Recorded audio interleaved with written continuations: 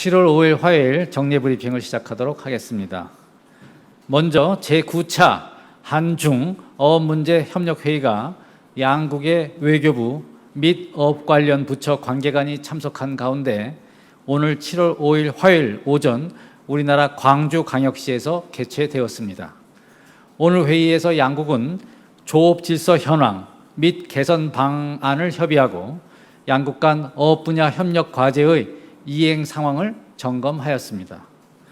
이번 회의에 우리 측은 배종인 외교부 동부화국 심의관을 수석 대표로 외교부, 해양수산부, 국민안전처, 해양경비안전본부, 주중대사관, 주선양 총영사관, 주칭따오 총영사관, 주상해 총영사관 관계관 등이 참석하였고 중국 측은 천슝펑 외교부 영사국 부국장을 수석 대표로 외교부, 농업부, 해경국, 공안부, 산둥성, 랴오닝성, 주한 중국 대사관, 주 광주 총영사관, 주 부산 총영사관, 주 제주 총영사관 관계관 등이 참석하였습니다.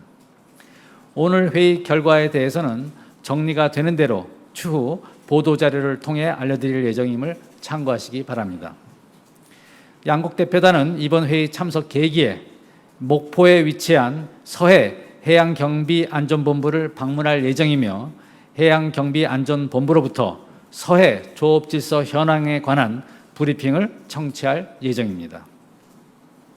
두 번째로 조태열 외교부 제2차관은 오늘 7월 5일 화요일 국제빈곤퇴치기여금 운용심의위원회 제9차 회의를 주재할 예정입니다.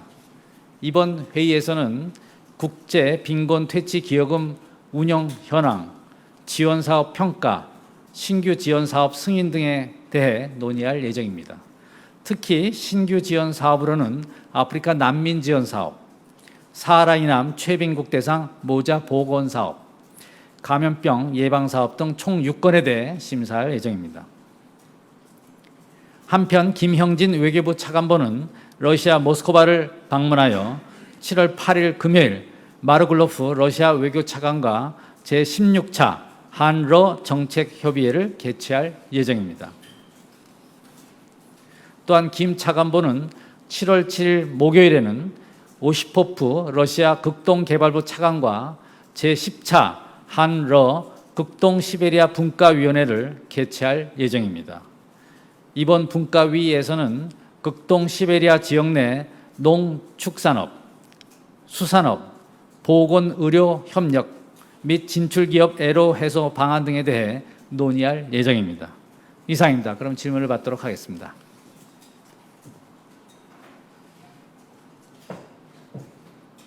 네. 예, 저 동아일보 조승호라고 합니다. 네. 오늘 그 국내 한 매체는 중국발로 빠르면 이달 27일 김정은 북한 국무위원장이 방중할 것이라고 날짜를 특정해서 보도를 했던데요. 또 뭐 혹시 그 날짜가 아니면 늦어도 9월 초에는 방중한다는 내용이었습니다. 기사 내용은요. 이 내용에 대해서 외교부는 어떻게 파악하고 있는지 좀 말씀해 주십시오. 네, 저희도 그 언론 보도를 보았습니다. 말씀드릴 수 있는 것은 현재로서는 특별히 언급할 만한 움직임은 파악된 것이 없습니다. 그럼에도 불구하고 정부는 중국과 북한 간 고위급 교류 동향을 예의주시하고 있습니다.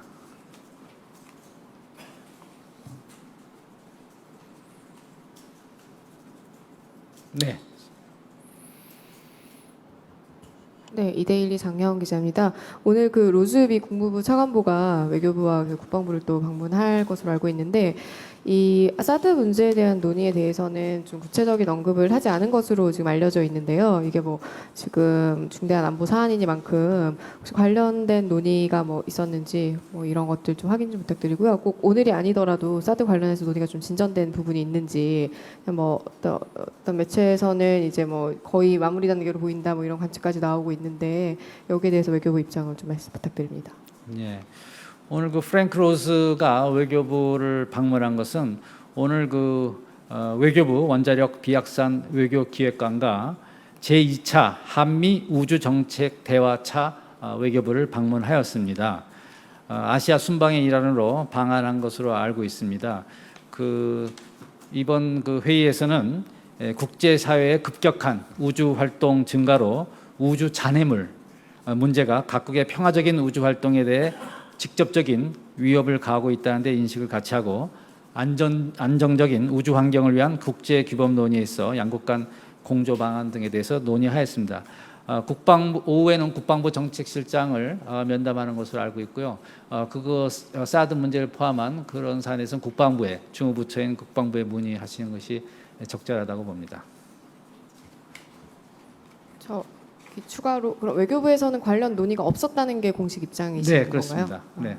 좀 다른 문제인데요. 네. 그 위안부 피해자 지원재단 관련해서 원래 이제 이르면 상반기 중에 될 거라고 얘기를 했었는데 7월 중이라고 했다가 지금 좀 잘 또 안 되고 있다는 얘기도 있는데 어떻게 돼가고 있는지 진행 상황 좀 말씀 부탁드립니다. 네, 지금 현재 재단 설립 준비위원회가 발족해서 관련 작업을 진행 중에 있습니다.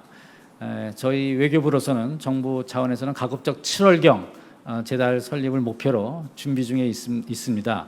다만 그 구체 시기는 재단 설립 준비위원회의 그 준비 상황을 보아가면서 결정될 것으로 알고 있습니다. 이 과정에서 김태년 위원장께서 피해자분들 의견 청취를 지금 진행 중에 계시고 또 재단 정관 작성 등 제반 절차를 준비해 가시는 걸로 알고 있습니다. 네. 예, 한국일보 조영빈입니다. 로즈 차관보 외교부 들어오셔가지고 누구 만나셨는지 좀 알려주실 수 있을까요? 예. 아까 말씀드렸듯이 잠깐만요. 외교부 원자력 비확산 외교기획관만 만났습니다. 예. 그래서 제2차 한미 우주정책 대화를 하였습니다. 네. 네, 뉴스룸 이영태 기자입니다. 로즈 차관보가 2일 날 방한했잖아요.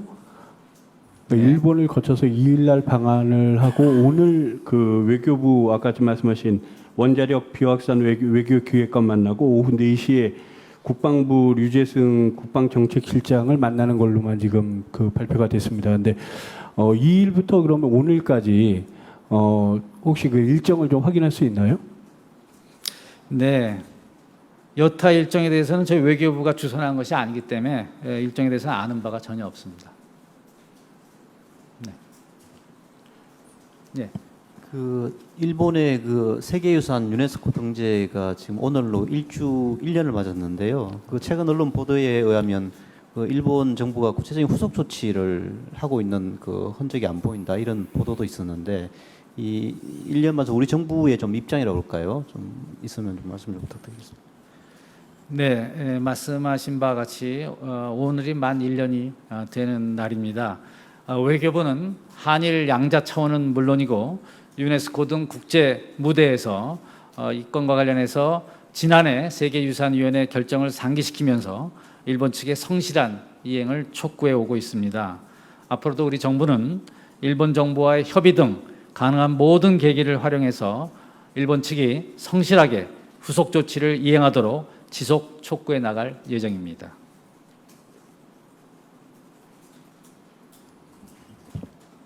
그 IS 테러 관련해서 하나 여쭤보겠습니다. 잠깐만 한 가지 더 아까 추가적으로 말씀드리면 우리의 이러한 이행 촉구심마다 일본 측은 책임 있는 자세로 국제사회에서의 약속을 지키겠다는 입장을 표명해 오고 있으며 비록 가시적인 이행 조치는 아직 보이고 있지는 않지만 일본 내부적으로는 일부 관련 이행 준비를 하고 있는 것으로 파악되고 있습니다.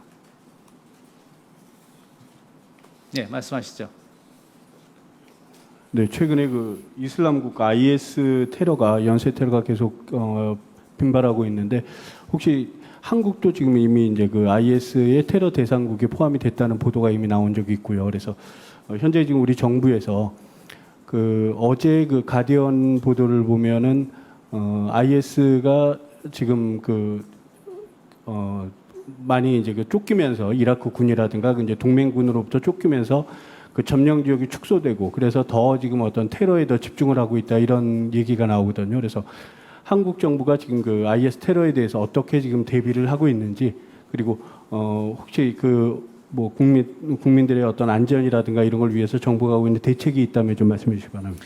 예, 아무래도 그 테러에 대한 종합적인 주무부처는 지금 조정실로 되어 있고 어제도 대통령님께서 말씀하시기를 테러 안전한 곳은 이 세상에 어느 곳도 없다고 그렇게 국민적 경각심에 대해서도 말씀하셨는데요. 국무조정실 중심으로 해서 테러 종합대책반이 설립된 만큼 관계부처 간에 종합적인 그 협의와 대책이 진행 중인 것으로 알고 있습니다. 네.